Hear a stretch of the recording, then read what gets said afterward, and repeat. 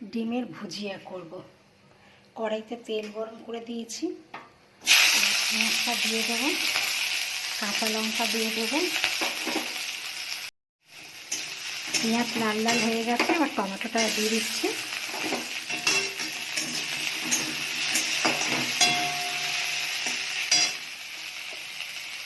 একটু নুন আর সামান্য হলুদ দিচ্ছি।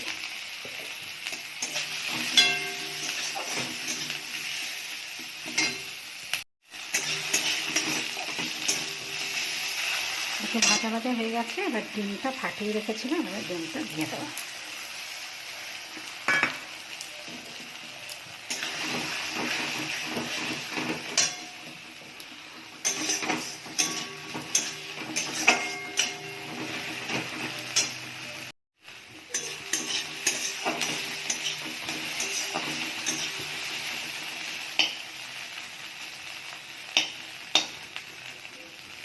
ডিমের ভুজিয়া হয়ে গেছে। ডিমের ভুজিয়াটা হয়ে গেছে।